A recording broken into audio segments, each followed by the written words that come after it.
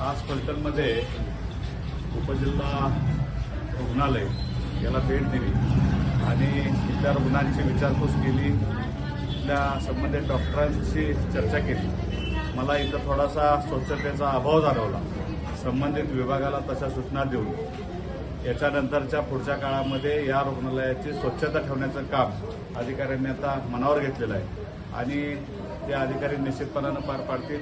सुरुवात आहे, सुरुवातीला त्याला कशा त्या पद्धतीच्या सूचना दिल्या, तिथला रेकॉर्ड स्वच्छतेचं मेंटेन ठेवलेलं नाही आहे। त्या संबंधित अधिकाऱ्यावर सुद्धा त्यांनी जी काही कारवाई करता येईल ते त्यांनी करावी आणि इथून पुढे रुग्ण आपला जर बरा व्हायचा असेल, रुग्ण चांगला व्हायचा असेल तर पहिली स्वच्छता महत्त्वाची आहे आणि हॉस्पिटलच्या परिसरामध्ये आणि हॉस्पिटलच्या आत स्वच्छता ठेवणं ही पहिली जबाबदारी आपली डॉक्टरांपासून जो स्वच्छता विभाग आहे त्यांची आहे। डॉक्टरांनी सुद्धा याच्यावरती लक्ष देऊन स्वच्छता वेळेवर होती का नाही, कोण संबंधित अधिकारी कोण जर आपलं ऐकत नसेल तर त्यांनी आम्हाला फोन करावा, आम्ही त्या अधिकाऱ्याची तातडीनं बदली करू किंवा योग्य ती शिक्षा त्याला देऊ।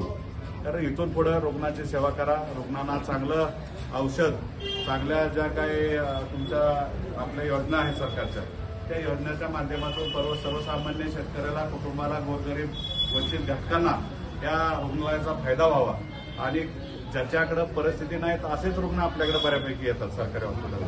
तेव्हा डॉक्टरांची जबाबदारी आहे, त्या गोरगरिबाला न्याय मिळाला पाहिजे, तो बरोबर तंदुरुस्त झाला पाहिजे आणि तो चांगल्या ताकदीने या जगात परत काम करू शकला पाहिजे, स्वतःचा प्रपंच चालवू शकला पाहिजे। नाहीतर आपल्या हॉस्पिटलमध्ये आल्यावर हॉस्पिटलची परिस्थिती बघून तर त्याला रुग्ण बरा होण्याच्या ऐवजी त्याचे आरोग्य चांगलं व्हायच्या ऐवजी इथं बघितल्यानंतर आरोग्य बिघडू नये याची दखल डॉक्टरांनी घ्यावी। पहिल्यांदा आपल्याला इथं आलो आहोत, सूचना केलेल्या आहेत, त्या सूचनाचं पालन आपण करावं। आपण पालन केलं नाही तर इथून पुढच्या काळामध्ये आपल्याला त्रास झाल्याशिवाय राहणार नाही, याची दखल सर्व अधिकाऱ्यांनी आणि सगळ्याच विभागांनी, आपल्या आरोग्य विभागाच्या त्यांनी घ्यावी अशी माझी पहिली विनंती तुम्हाला।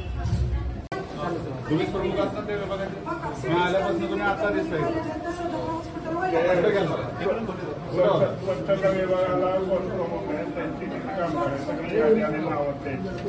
पहिला नोटीस करा, मला कामावर ठेव, याला योग्य ती शिक्षा द्या, परत चूक होणार नाही।